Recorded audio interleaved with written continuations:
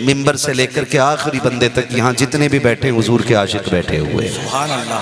आय हाय। अभी तक कोई ऐसा मीटर या कोई ऐसी मशीन नहीं बनी है कि जो किसी बंदे को छुआ के ये बता दे कि इसका इश्क कितना किलो है। हाँ, मगर इतना ज़रूर है कि लोगों के अक़वालो अफ़आल उसके इश्क की तफसीर खुद ब खुद बयान कर देते हैं। समझ गए मेरी बात? तो उम्मीद करता हूँ कि सारी मोहब्बतों के साथ बैठेंगे। अभी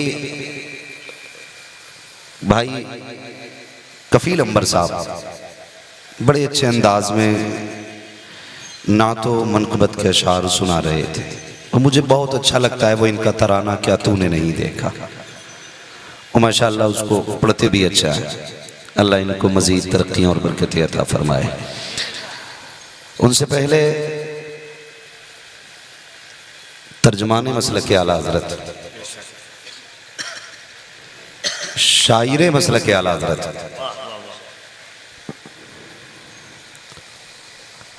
नाशिरे मसलक के आला हज़रत भाई असद इकबाल कलकत्तवी साहिब क़िबला हुजूर की नात पढ़ रहे थे। बड़े अच्छे अंदाज में पढ़ा और बहुत ही खूबसूरत तरीके से आपने सुना। अल्लाह ताला असद भाई की उम्र में बेपनाह बरकत अता फरमाए। कितने एतराज़ों के जवाबात तो ये एक मिसरे में देके चले जाते हैं,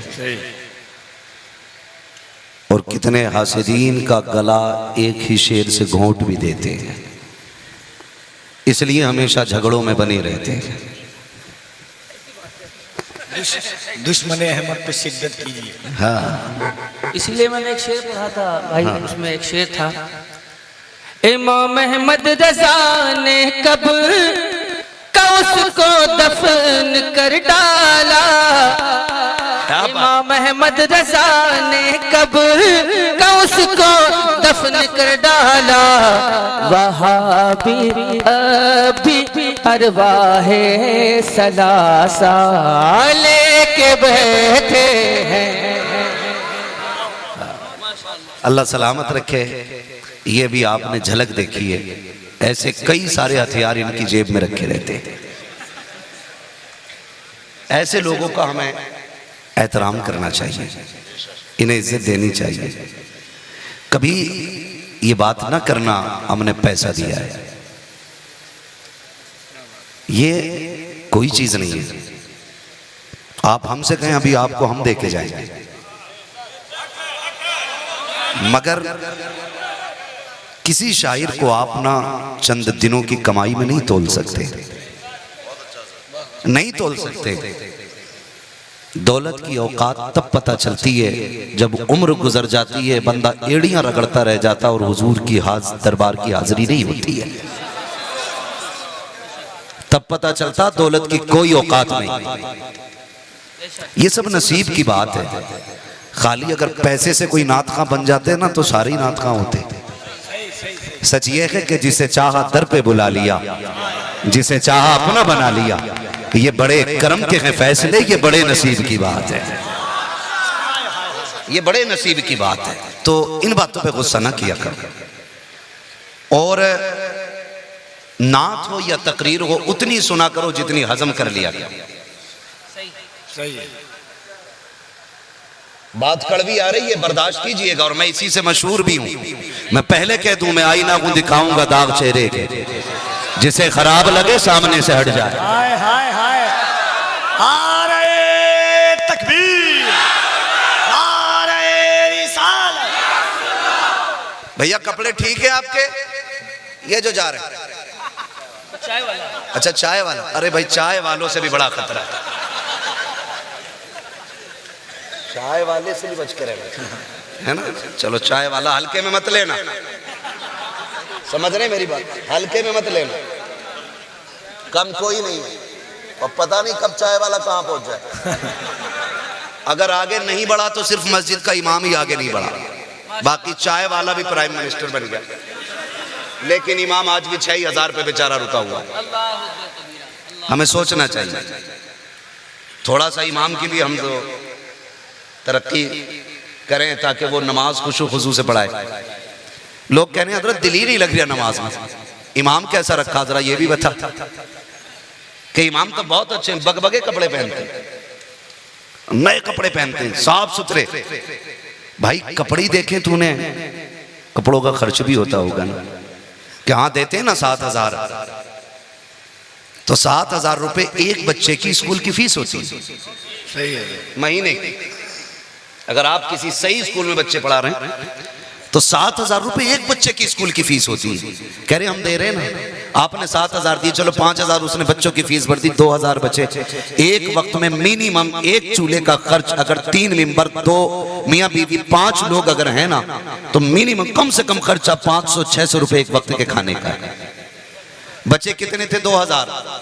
एक वक्त के खाने का खर्चा कितना? 500 मैंने कम से कम जोड़ा है, 500 कम से कम जोड़ा। 1,000 रुपए रोज का खर्च एक चूल्हे का है, रोज का खर्च हो गया। अब 2 दिन में 2,000 खत्म। 28 दिन इमाम क्या करेगा? तावीज करता तो कहते हैं देखा रखना नहीं है, डोरी कर रहे हैं। दुकान कर ले कि नहीं रखना, इमाम साहब ने दुकान रख ली है। हम इतना देते भी नहीं है कि उसके बच्चों का खर्चा चल सके, और उसे कुछ करना भी नहीं देते। तो फिर एक काम करो, जहर दे दिया करो। ये सच्ची बात है, ये हकीकत बात है। फिर जहर दे दो।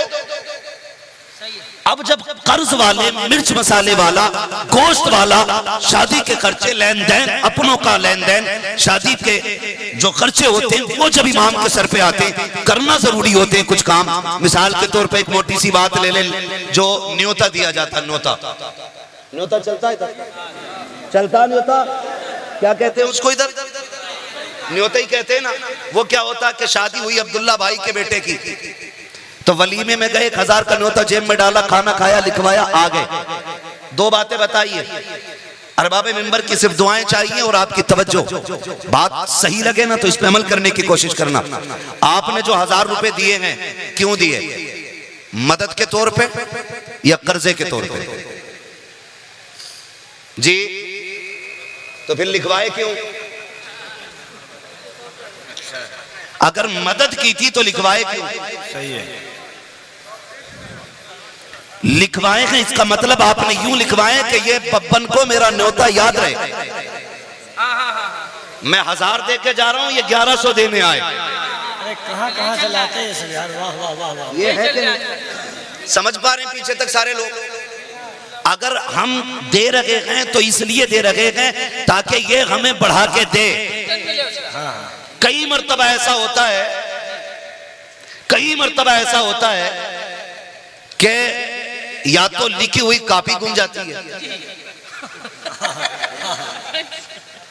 या जिसने दिया है वो बंदा ही मर जाता है, या जिसको दिया है वो मर जाता है कि नहीं? ये होता है कि नहीं भाई? जिसने बेटे की शादी की उसने भीख मांगी आपसे, और उसे मांगने की इजाजत है? नहीं। मांगने की इजाजत अल्लामा जलालुद्दीन साहब बैठे हुए हैं, असद इकबाल साहब, और मैं तमाम तर उलमा नाम नहीं जानता हूं जिनके, समझता हूं ये मिंबर पर बैठे सारे जिम्मेदार लोग हैं। और जिम्मेदारी के साथ कह के जा रहा हूं इस बात को, जिम्मेदारी के साथ कह के जा रहा हूं। मांगने की सिर्फ उसको इजाजत है जिसके पास एक वक्त का भी खाना मौजूद ना हो। जब उसने मांगा ही नहीं, आपने दिया क्यों? जबरदस्ती का आपने उसको मकरूज बनाया। अगर कोई किसी का 1 रुपया लेके मर गया, उसने माफ नहीं किया और इसने दिया नहीं, तो फरमाया गया कि 1 रुपए यानी कहा गया कि 1 पैसे के बदले में उसकी 500 मकबूल नमाजें उसको दिलवाई जाएंगी जिसका कर्जा होगा। वो भी मकबूल, वो वाली नहीं जिसमें सजदे में जाके इमाम के अंगूठे चेक कर रहा था। वो नमाजें जो खुशू खुशू के साथ पढ़ी गई, जिनमें लिल्लाहियत थी, ऐसी 500 नमाजें ली जाएंगी। कुछ सोच रहे होंगे हम पे तो है ही ना, ले लो, क्या लोगे? फरमाया गया जब नेकियां कम पड़ जाएंगी तो उसके गुनाह लाद दिए जाएंगे उस बंदे पे, फिर गुनाह लाद दिए जाएंगे। तो ये कुछ ऐसे जरूरी बिला जरूरत के खर्चे होते हैं जो करने पड़ते थे। आपसे सिर्फ इतना कहूंगा, मेरे एक भाई ने कहा था मदद के लिए जिए जाते हैं, मैं आपसे सिर्फ इतना कहूंगा मेरे भाई, अगर बड़े हो तो छोटा समझ के तस्लीम करो, और अगर छोटा हो तो बड़ा भाई समझ के तस्लीम करना। सफेद बालों वाले बेटा समझ के मेरी बात मान लेना। अगर नेकी करने की ख्वाहिश है तो किसी अमीर के दरवाजे पर वलीमा खा के न्योता ना लिखवाओ, किसी की बेटी की शादी का खाना खा करके उसके लिए आप जाकर के उसको 500 रुपए का कर्जमंद ना बनाओ। अल्लाह ने दौलत से नवाजा है और तेरी नेकी की नीयत है तो जा हॉस्पिटल जाकर के देख, कितने गरीब पर लोग ऐसे होते हैं जिनके पास एक पैसे की दवा का, एक वक्त की दवा का पैसा नहीं होता है, एक खुराक दवा के लिए वो दरवाजे के बाहर डाल दिए जाते हैं। कई जमाने में ऐसा नहीं होता है कि जिसके पास बेड का खर्चा देने का पैसा नहीं होता, कि डॉक्टर इतने जल्लाद भी होते हैं, उठा के बाहर डाल देते हैं, हाथ में बोतल लेके मरीज पड़े रहते हैं। अगर तुम रब की रजा चाहते हो उस पैसे को लो, हॉस्पिटल चले जाओ, किसी के आगे नाम ना लिखवाना, नाम ना बताना, वो पैसा किसी गरीब की जेब में डाल दे, खुदा की कसम काबे वाला भी राजी हो जाएगा और साथ में मदीने वाला भी राजी हो जाएगा। आरे तकबीर, आरे रिसालत, इस्लाहे मुआशरा। बड़ा खुश हो रहा, बड़ा खुश हो रहा, कह रहा 2.5 लाख आए नोते में, व्यवहार अच्छा था, गधे मकरूज हो गया 2.5 लाख का। व्यवहार नहीं है, फिक्र कर, 1-1 रुपया दे के जाना है। और कई तो इतने अच्छे होते अगर नौता उनकी शादी बना घर जो पहुंच जा, ये मेरा लिखा ना था कि कॉपी में कि था तो का फिर आए क्यों नहीं। मतलब ऐसे लोग भी हमारे समाज में, तो कभी कभी ऐसी जिम्मेदारियां आती है कि जो करनी पड़ती है, ना की जाए तो समाज बुरा कहता है। मिसाल के तौर पर जरूरत है नहीं है जोड़ा बना के लेके जाना है, जिस इमाम को तुमने 7,000 दिए, 5,000 तालीम में लग गए और 2 दिन उसकी हंडिया का खर्चा चला, जब वो मुसल्ले पे खड़ा होगा तो बताओ उसे बहन की बेटी की शादी याद नहीं आती होगी, गोश्त वाले का तकाजा याद नहीं आएगा उसे, मसाले वाले की बातें याद नहीं आएंगी उसे वो बात ख्याल नहीं आएगी कि मैं बच्चे की दवा लेके आया था, अभी तक डॉक्टर की फीस नहीं गई है। बता, जब मुसल्ले पे खड़े होकर के वो डॉक्टर की दुकान का चक्कर लगाएगा तो तुझे खुदा तक कौन लेके जाएगा। इसलिए इमामों की तनख्वाह इतनी कर दो कि जब ये मुसल्ले पे खड़े हो तो फिर ख्याल जमाने का चक्कर ना लगाए, रब के घर का चक्कर लगा रहा हो। और जब दिल में सिर्फ रब की याद होगी तो खुदा की कसम सिर्फ अकेला रब की बारगाह में नहीं जाएगा, जितने पीछे खड़े होंगे सबको लेकर रब की बारगाह में चला जाएगा। तो ये उलमाए अहले सुन्नत अल्लाह इन्हें सलामत रखे।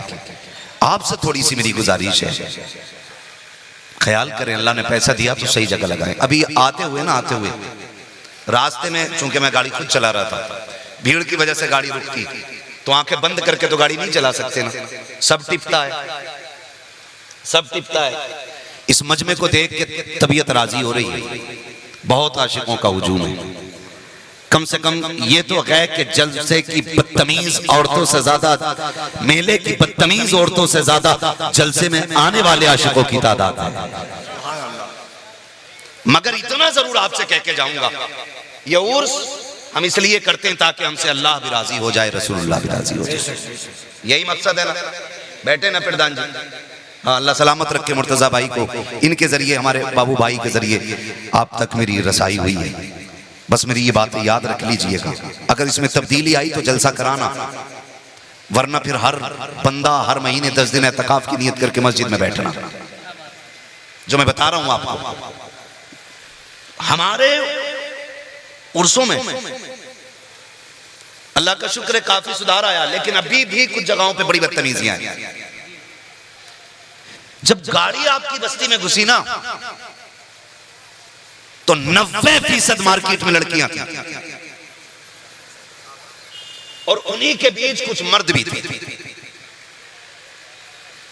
आप मुझे बताएं, क्या हमारी गैरत मर चुकी है? हमारी हया का जनाजा निकल चुका है? वो जो नकाब में मेले के अंदर दुकानों के चक्कर लगा रही है, वो किसी गैर की बेटी नहीं, या तो तेरी बेटी है या मेरी बेटी है। बताया जाए मुझे।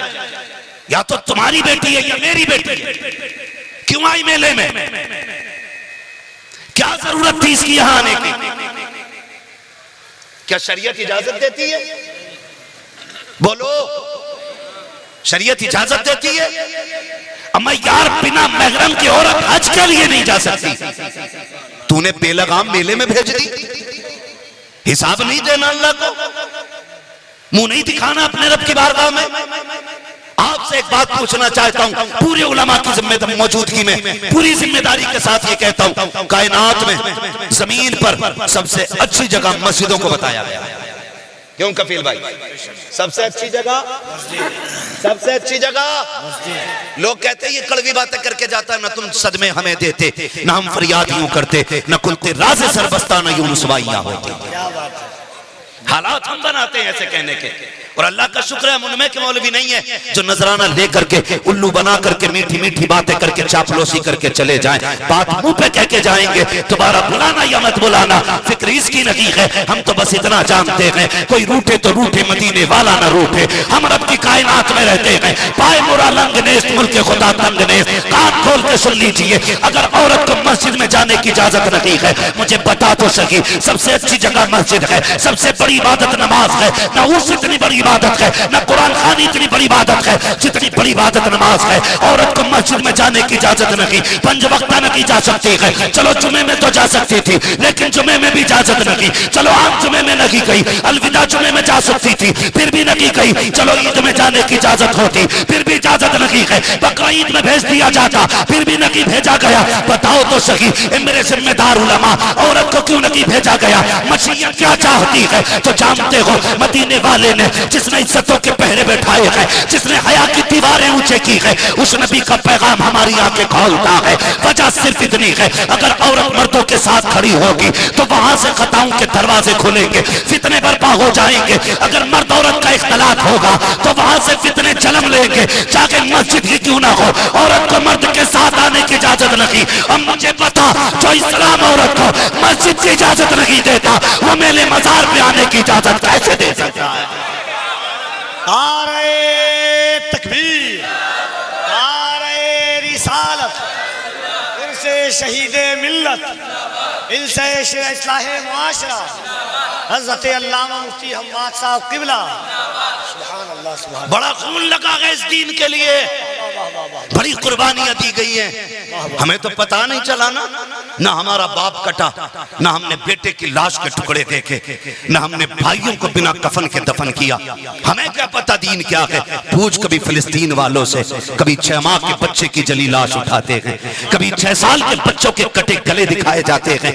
उनसे पूछो तो सही ये कुर्बानियां किसके लिए है? आज भी उनका ऐलान यही है कि ये एक एक बच्चा तो क्या, हम अपनी पूरी हस्ती फना कर देंगे, लेकिन मुस्तफा के दीन पे आंच नहीं आने देंगे। ये फिलिस्तीन के बच्चों की सदाएं हैं। अभी हमारे घर पे बम नहीं गिरा है, अभी बच्चे नहीं काटे गए हैं, इसलिए इस्लाम की कदर नहीं है। यूं कि तुम बेटियों को आवारा निकाल देते हो। नहीं मेरे भाई, कदर करो इस्लाम की। शायद तुम्हें तारीख याद ना हो तो बताता चलो, तुम्हें पता है जंगे उहद का मौका है। मेरे नबी के शफीक चचा, जो मुस्तफा की ताकत भी कहे जाते थे, आका की कमर का जोर जिन्हें कहा जाता था, जिनको मुस्तफा का शेर कहा जाता था, अल्लाह अकबर, वो अमीर हमजा जो मुस्तफा के जिगर का टुकड़ा है, वो अमीर हमजा जो मुस्तफा की हिम्मत थे, जब आए गए दीन में तो दीन को ताकत मिल गई है। उसी अमीर हमजा की कहानी सुन प्यारे, आज के बाद बेटियों को घर से मत निकालना। तुझे क्या पता दीन पे कितनी बड़ी कीमत लगी है। जब जंगे उहद हुई है, मेरे महबूब ने कहा था शहीदों के लाशें इकट्ठे किए जाए। सहाबा लाशें उठा के ला रहे हैं, लेकिन जब खबर मिली है सहाबा मेरा चचा कहाँ है, किसी ने कहा या रसूल अल्लाह फना कट्टे में लाश पड़ी हुई है। आका करीम ने कहा जाओ मेरे चाचा को उठा के लाओ। जब उठाने की बात आई है, सहाबा की गर्दनें झुक गई थी। या रसूल अल्लाह सारी लाशें उठाई जा सकती है, लेकिन अमीर हमजा की लाश को नहीं उठाया जा सकता। मेरे महबूब ने कहा था क्या हुआ? कहा आका देखो तो सही, ना आंखें सलामत है, ना उनका सीना सलामत है, उनका कलेजा भी निकाला गया है, ना कान भी कट चुके हैं। जब मेरे महबूब ने इतना सुना है, दर्द इतना हुआ कि महबूब ने आज सर पे काली पट्टी बांध ली है, काली पट्टी बांध ली है। कहते हैं सहाबा मेरे चचा के बारे में बताओ। मेरे चचा के बारे में बताओ। और तुझे क्या पता दीन पे क्या लगा है, दीन कैसे हम तक पहुंचा है। हमारी गैरत जाग जानी चाहिए। तारीख उठाइए, जब महबूब चचा की लाश के पास आए हैं, खुदा की कसम जमीन कांप रही थी, जमीन कांप रही थी। कौन दर्द का अंदाजा लगाएगा। जब हजरत सफिया आई है भाई की शहादत की खबर सुन के, मेरे नबी ने कहा था जुबैर अपनी बहन को जाके रोक दो, अपनी अम्मी को जाके रोक दो, कहीं ऐसा ना हो कि ये भाई के लाशे को आके देख ले। अगर देख लिया तो बहन है बर्दाश्त ना कर सकेगी। क्या हाल था मेरे नबी के शफीक चचा का। तारीख उठा करके देखिए, उस महबूब ने फिर भी दीन फैलाने के लिए कायनात को तरसे खुफत भी दिया, बराबरी का भी सबक पढ़ाया है। तारीख पढ़े तो सकी। जब उसी लाशे को दफन करने की बारी आई है, मेरे महबूब के एक और सहाबी है जिनके लिए कोई कपड़ा ना था, उनको तारीख में मुसअब बिन उमैर कहा जाता है। ये भी मुस्तफा के शहीद लाडले सहाबी हैं। जब दोनों लाशों को ला के रखा गया और रखने के बाद कफन कर लिए, जब कब्र में उतारा गया, आका करीम कहते हैं लाओ सहाबा कोई चादर है। हजरत सफिया आगे बढ़ी, महबूब अपने भाई के लाशे के लिए मैं 2 चादरें लेकर के आई हूँ। मुस्तफा ने चादरों को देखा, चादरें 2 हैं जो हजरत अमीर हमजा के लिए आई है। सामने 2 लाशें हैं। मेरे नबी ने ये नहीं कहा था कि ये दोनों चादरें मेरे चचा को दे दो, बल्कि आका करीम का तारीख साफ फैसला सुनना।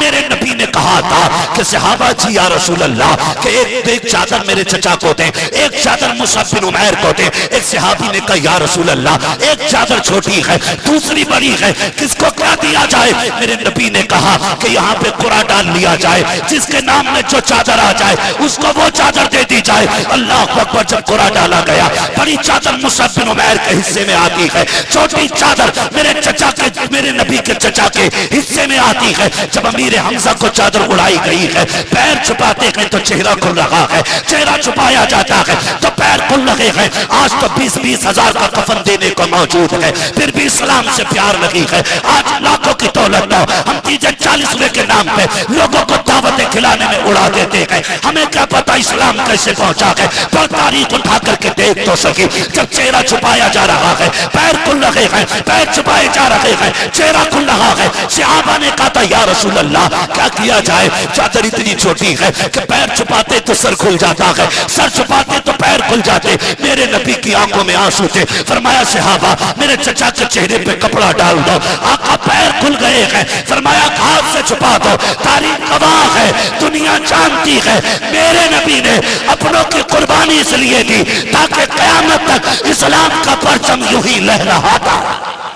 नारे तकबीर, नारे रिसालत, मजहबे इस्लाम, शरीयत मुहम्मदी, दीने मुस्तफा। कदर करो इस दीन की यार, बड़ी मेहनत से ये दीन पहुंचा है, बड़ी कुर्बानियां हैं इस दीन में।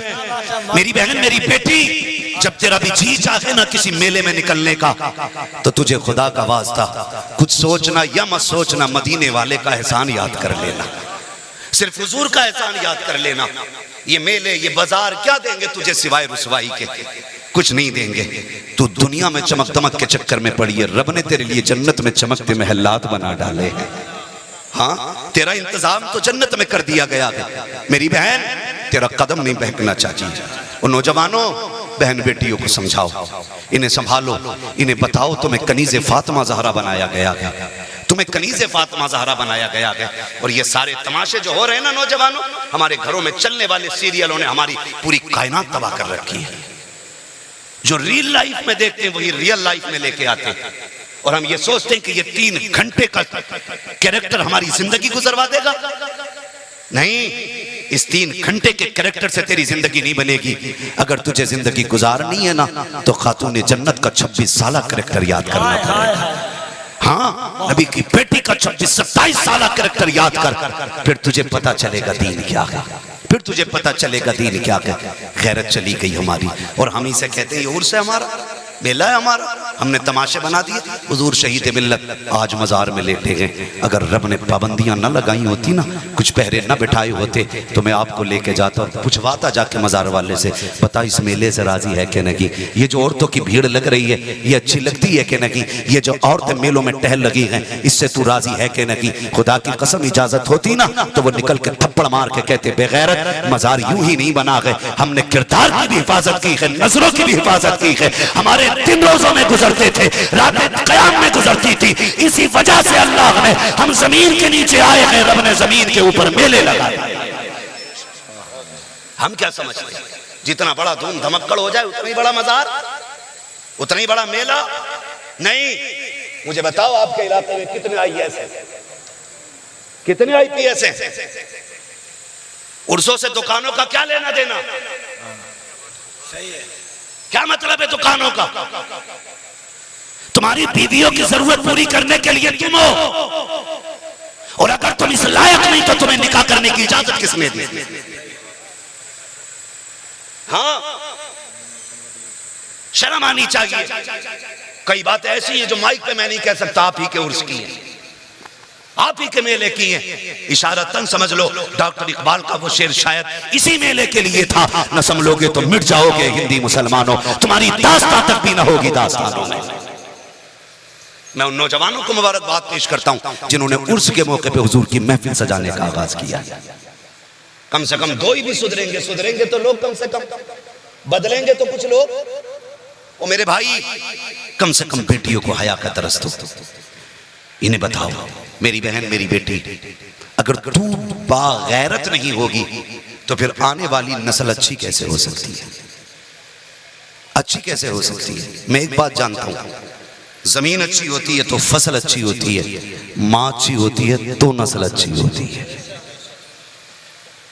मां अच्छी होती है तब नस्ल अच्छी होती है। अगर मां अच्छी नहीं होंगी तो नस्ल अच्छी नहीं होगी, नस्ल अच्छी नहीं होगी। ये जो तमाशे बना रखे हैं ना, मेले, ड्रामे, झूले, क्या हो रहा भाई? क्या मतलब है इन चीजों का? कोई मतलब नहीं। और ये बंद करो, और आप पे लाजिम है कि आप दुकानें आइंदा साल से बंद कराएं और कहना अल्लाह वाले की बारगाह गए, यहाँ पे फरियादें सुनी जाती हैं और सुनाई जाती हैं। हाँ, मुझे खुद बताया जाए कितने लोग मजार पे गए होंगे जितने मेलों में आके गए। सारों ने फाता पढ़ी होगी मजार पर? आप खुद फैसला करें, पढ़ी होगी सबने फाता? सबने नहीं पढ़ी होगी ना। मुश्किल से 20% लोगों ने फाता पढ़ी होगी, वरना सारे मेलों से आके चले गए होंगे। न मजार से मतलब, न मजार वाले से मतलब। क्या फायदा फिर ऐसे उर्सों? ना करें ऐसा, ना करें। जो हमारे फालतू पैसे खर्च होते हैं ना बाकी चीजों में, इस पैसे को उठा के हम तालीम पे लगाएं, तालीम पे लगाएं। हमारी कौम का ज्यादातर जो रुझान है ना, बुरा मत मानिए, मैं पक्का बरेलवी हूं। हाँ, बहुत पक्का बरेलवी हूं, कोई कच्चा ना समझे। कुछ लोगों की ज्यादती की बुनियाद पे हम लोग तो कच्चे बरेलवी लगते। मिसाल के तौर पे हम लोग मजार का तवाफ नहीं करते तो लोग कहते हैं सुन्नी नहीं, हम सजदा ही नहीं करते मजारों को, तो कुछ लोग सोचते होंगे सुन्नी नहीं है, सजदा नहीं करता। हम चादर पे चादर नहीं चढ़ाते, सोचते होंगे सुन्नी नहीं है, जबकि ये सारी चीजें मसलक के आला हज़रत के खिलाफ है। आला हज़रत का नाम बदनाम ना करें। कई जगह मुजाबिरों को देखा सजदे करवा रहे हैं यार। कोई तरीका डूब पड़े ऐसे मुजाबिरों पे, पैरों में गिरा रहा, थपकी दे रहा। एक होता चूमना, पैर चूमना अलग चीज है, और मत्था टेक रहा है यहां पे, ये सजदा नहीं तो क्या है भाई? क्या कर रहे हैं आप? क्या तरीका ही हमारा? इसे इस्लाम समझते हैं हम लोग? ये मसला के आला हज़रत के खिलाफ है। और चादर पे चादर चट्टा लगा देते और फिर वो गठरी बन के जाती है किसके घर? मुजाबर के घर। फिर मुजाबर दुकान पे बेच लेता। हमें तेरी तिजारत से कोई लेना देना नहीं। मसला इस बात से है कि जब एक चादर पहले से तो दूसरी चढ़ाई क्यों? ये मसला क्या हालत के खिलाफ है? बताओ भाई, क्यों चढ़ा रहे? जरूरी है? ठंड लगती है वली को? नहीं ना, क्यों चढ़ाई? क्या मतलब है? सिर्फ रस्में चली आ रही। एक ने चढ़ा दी तो दूसरे ने भी। अच्छा, चादर से नीचे नजर मानता ही नहीं कोई। अल्लाह मेरा ये काम करा दे, बाबा के मजार पे चादर चढ़ानी है। हो सकता भाई किसी खानकाई बंदे को मेरी बात कड़वी लग जाए। एक बार मैंने कह दिया तो औरतों को मजार पे मत भेजो, तो पूरी वीडियो बना दी उस मौलवी ने, और कह रहा ये वहाबियत की तरफ जा रहा मौलवी। औरतों से पैर दबाना सुन्नियत समझते हैं लोग। शर्म आनी चाहिए। तो कह रहा है ये वहाबियत की तरफ जा रहे हैं। ओ मेरे भाई जरा समझो, थोड़ा दिमाग लगाओ। कपड़ा ही अगर उनके नाम पे देना है ना, एक जोड़ा खरीद और देख गांव में गरीब बच्ची कौन है, चादर की जगह पे अगर पहले से एक चादर वहां चढ़ी है, बहुत अच्छा पैगाम है। तब उस जोड़े को मजार पे ला और साहिब मजार से आके कहे बाबा ये तेरी तरफ से फना गरीब की बेटी के लिए, वाह वाह वाह। आपकी तरफ से ये फला बेवा के लिए है, आपकी तरफ से फला यतीम के लिए है। हुजूर मैंने सुना है उसके घर 8 दिन से खाना नहीं बना है, आपकी तरफ से ये नाच लेके आया हूँ, फला गरीब को देने जा रहा हूँ। खुदा की कसम खा के कहता हूँ तेरी चादर उसकी बारगाह में इतनी जल्दी कबूल नहीं होगी जितना गरीब का जोड़ा खुदा की बारगाह में कबूल हो जाए। लेकिन करते ही कोई नहीं।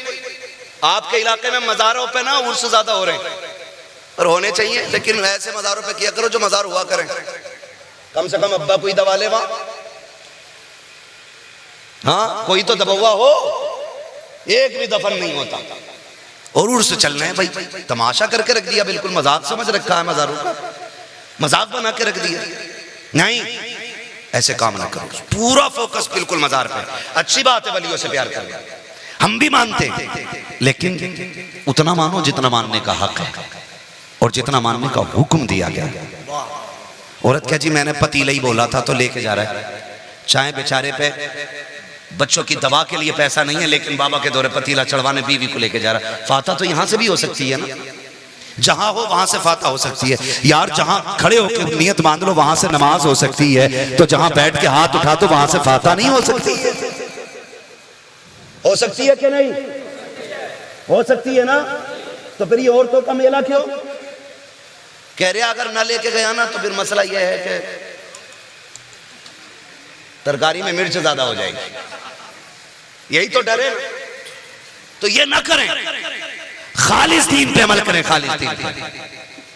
आप पर अपने पैसा दिया, आपके इलाके की खबर है, कुछ दिन पहले भी उर्स था और उर्स में क्या हुआ, कव्वालियां। इसी इलाके की बात है, आपके गोंडा बहराइच बलरामपुर इसी एरिया की बात है, कव्वालियां हुई।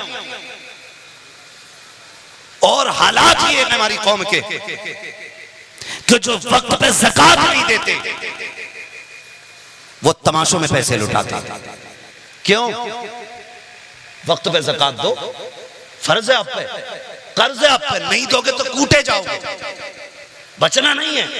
इसलिए मेरे भाइयों गुजारिश है कव्वालियों तमाशों की महफिलों से बचें, दीनदारी के काम करें। अल्लाह ने अगर दौलत से नवाजा है, आपको रब ने पैसा दिया है, आपके पास पैसा है, उस पैसे को उठाएं, अपनी बस्ती के अंदर देखें कि हमारी बस्ती के अंदर कौन बच्चा पढ़ने में अच्छा है, कौन ज़कीन है, कौन आगे बढ़ना चाहता है लेकिन गुर्बत आगे नहीं बढ़ने देती। उस पैसे को उठा करके उसकी फीस में लगा दो, उसे IAS IPS बना दो और साथ में मुस्तफा का गुलाम भी बनाओ।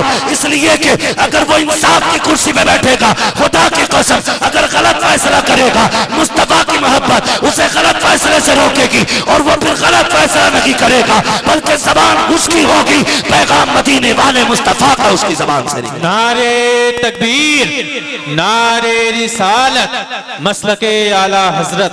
बहुत खूब, जिंदाबाद जिंदाबाद। तो इंशाल्लाह हालत सुधारेंगे और उसकी वादा करें इंशाल्लाह। इंशाल्लाह। कड़वी लग रही है ना बातें, मत बुलाना, लेकिन ये खत्म करो।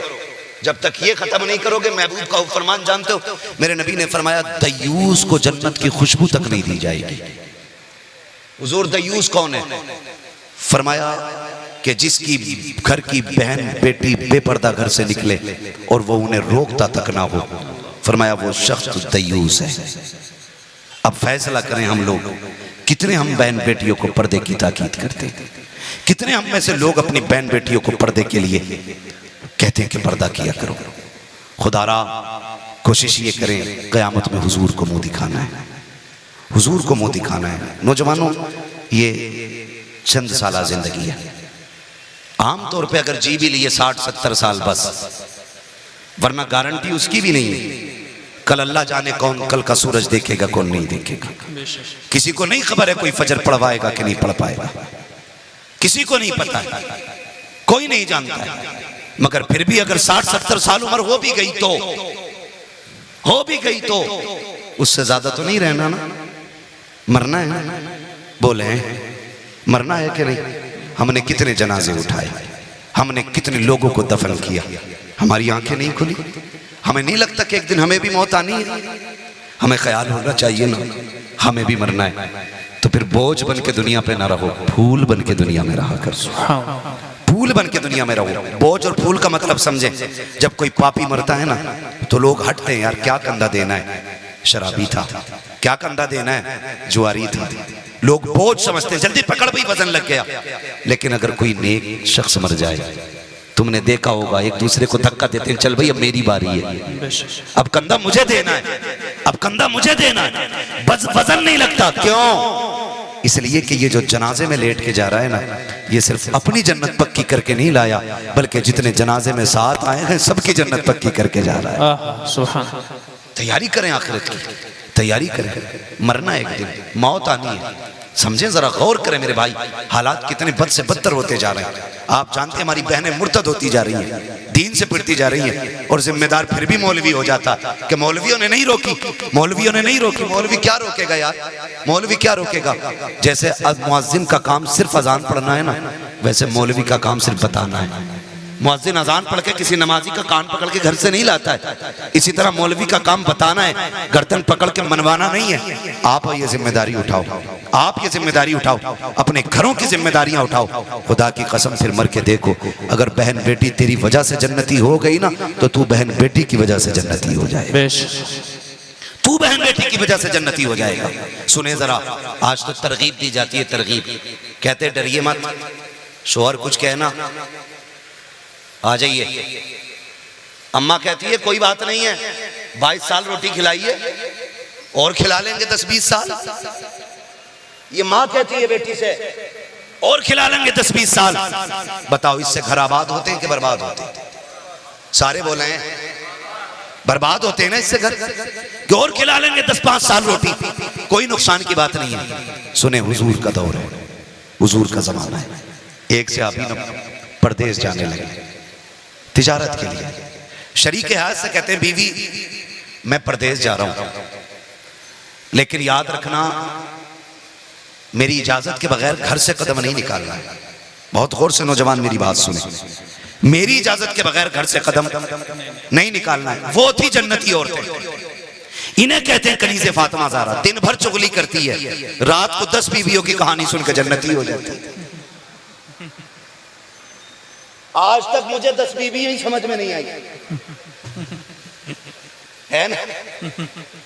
अगर है खाली 16 ही सैयद है, अजीब मसला है। पूरा दिन चुगली करेगी, रात को 10 बीवियों की कहानी सुन लेगी।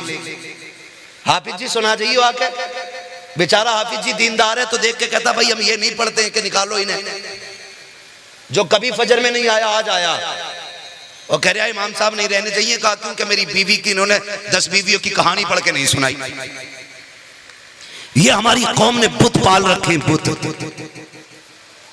10 बीवियों की कहानी से निपटा था, 16 सैयदों के रोजे आ गए। ये बता 16 सैयद कौन है? तू अल्लाह के रोजे नहीं रखती, 16 सैयदों के नाम के रोजे रख रही है। रमजान में बकरी की तरह खाती रहती है और ये आए 16 सैयदों के रोजे रखूंगी, और फिर कह रही जन्नती है।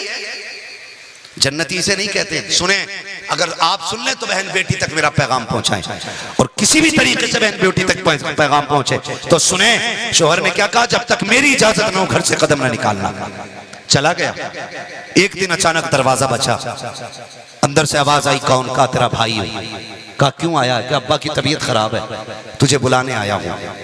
उसने कहा मजबूर हूं, शोहर ने इजाजत नहीं दी है, शोहर ने इजाजत नहीं दी है, इसलिए मैं घर से बाहर कदम नहीं निकाल सकती। भाई चला गया।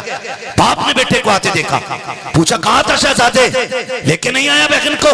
कहा उसने कहा कि मेरे शोहर की इजाजत नहीं है। वक्त गुजरता गया, तबीयत बिगड़ती गई, फिर तबीयत बहुत ज्यादा जब खराब हुई, उसने कहा एक बार और चला जा। फिर जब बेटा आया है ना दोबारा से, फिर दरवाजा बजा। कौन? कहा अब्बा के आखिरी लम्हात हैं। कहा क्या कह रहे हो? कहा अब सांसें रुकने लग गई हैं, अगर जीते जी देखना है तो एक बार चल के देख ले। उसने कहा मेरे शोहर शोहर की इजाजत नहीं है, अगर शोहर की इजाजत होती तो मैं आ जाती। अल्लाह अकबर। किसी ने कहा चल के रसूलुल्लाह से इजाजत ले लें, वो तो इजाजत दे देंगे। लोग इकट्ठे होकर हुजूर की चौखट पे गए, आका ऐसे ऐसे मामला है, शोहर इजाजत नहीं दे के गया है, इसलिए औरत घर नहीं जा रही है, आप इजाजत दे दें। मेरे नबी ने कहा अगर शोहर ने इजाजत नहीं दी है तो अब्दुल्ला का बेटा भी इजाजत नहीं देगा। अल्लाह अकबर। नबी ने भी इजाजत नहीं दी। बेटा फिर पलट गया, कहा तेरी बेटी नहीं आई है। बाप रोते रोते दुनिया से चला गया। जब जनाजा तैयार किया गया, लोगों ने कहा ओ यार जिंदगी में ना सकी, आखिर बेटी तो बेटी है, मरने के बाद कम से कम बाप का चेहरा दिखा दिया जाए।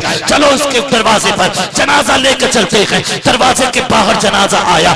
ये थी शरीयत की पाबंद बेटी। जब दरवाजे के बाहर जनाजा रखा गया, कहा गया बेटी आजा, तू तो नहीं आई है, देख बाप तेरे दरवाजे तक चल के आ गया है, देख ले आखिरी दीदार है तेरे बाप का। जब बच्ची ने इतना सुना है, चीख निकल जाती है, अंदर से आवाज आती है, अगर यहाँ तक निकल पाती तो मैं वहां तक भी जा सकती थी, मजबूरी है मैं बाहर नहीं आ सकती हूँ। अगर दिखाना है तो मेरे बाप का जनाजा अंदर लेके आ जाओ। अल्लाह अकबर। कुछ अक्लमंदों ने फैसला किया चलो जनाजा उठाओ, बेटी को चेहरा दिखा दो। जैसी जनाजा अंदर गया है, बेटी ने बाप का चेहरा कफन से खोला, मत्थे को पोसा दिया, उसके बाद तलवों में जाकर सर रख के रोने लग जाती है और कहती है मेरे परवरदिगार तू देख रहा है ये मेरा बाप है, ये दूर का रिश्तेदार नहीं है, ये मेरा दूर का ताल्लुक वाला नहीं है, ये मेरा बाप है, इसने मेरी परवरिश की है। मेरे परवरदिगार मैंने तेरे महबूब की शरीयत की खातिर अपने बाप के हुक्म की परवाह नहीं की है, मेरे परवरदिगार मुझसे राजी हो जा।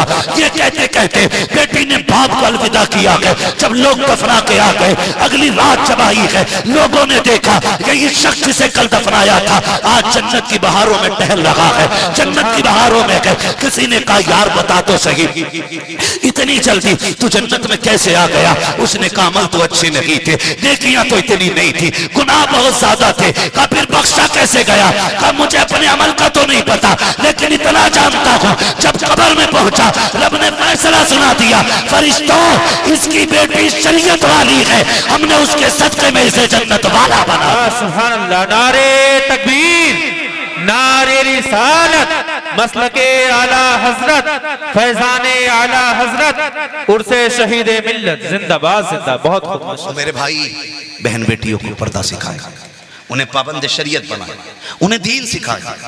मेलों से वली पैदा नहीं होंगे, पर्दे से वली पैदा होंगे, शरीयत की पाबंदी से वली पैदा होंगे। आपके इलाके में बताओ कितना बड़ा इदारा चलता आपकी बस्ती में है? इदारा मौलवियत तक पढ़ाई होती है इस गांव में है? मेरे भाइयों मैं आपको मशवरा दूंगा, आप उर्स भी करें लेकिन पूरी अपनी तवज्जो तालीम पे दें। आप मदरसे को बेहतर करें, इसलिए कि अगर पढ़ने वाली कौम जब जिम्मेदारियां संभालती है ना तो फिर हर चीज मुमताज नजर आती है, मुमताज नजर आती है, हर चीज जुदा नजर आती है। आपसे मेरी इतनी गुजारिश है मेरे भाई, अपना पैसा मदरसों में लगाइए, बच्चों की तालीम पे लगाइए। खुदा करे आपके मकतब आज जो मकतब की शक्ल में है, कल आने वाले दौर का ये दारुल उलूम हो जाए माशाअल्लाह, सुभान अल्लाह। आने वाले दौर का एक जामिया बने और इस मकतब के जरिए हर घर के अंदर एक कुरान का पौधा नजर आना चाहिए।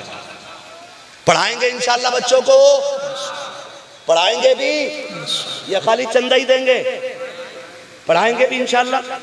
मैं आपसे गुजारिश करूंगा, कितने लोग हैं कमेटी वाले, इधर हाथ उठा के बता दें। जलसे की कमेटी वाले, उर्स की कमेटी वाले लोग उठाएं, डर क्यों रहे भाई? हाथ उठा दे कितने लोग हैं? अल्लाह सलामत। ये सारे कमेटी वाले लोग हैं ना जलसे की। आप ना खाली उर्स की जिम्मेदारी नहीं, आप दीन की भी जिम्मेदारी संभालिए, आप दीन की भी जिम्मेदारी संभालिए। आप सिर्फ साल में एक चंदा करके उर्स ना कीजिए, चंदा करके कुरान भी पढ़ाइए। ये नहीं दिखाना है हमने इस बार किसको बुलाया था जलसे में, ये दिखाना है हमने इस बार अपने मदरसे से 7 हाफिज कुरान बनाए। सुभान अल्लाह, सुभान अल्लाह। ये कोशिश करनी है हमने अपने इदारे से इस बार 10 हाफिज कुरान बनाए। अगर आपने ये होड़ लगा ली ना, फिर खुदा की कसम मरने की देर होगी, जन्नत में जाने में देर नहीं लगेगी। सुभान अल्लाह, बेशक जन्नत में जाने में देर नहीं लगनी है, इसलिए कि कुरान खुद शफाअत के लिए खुद आएगा तुम्हारी।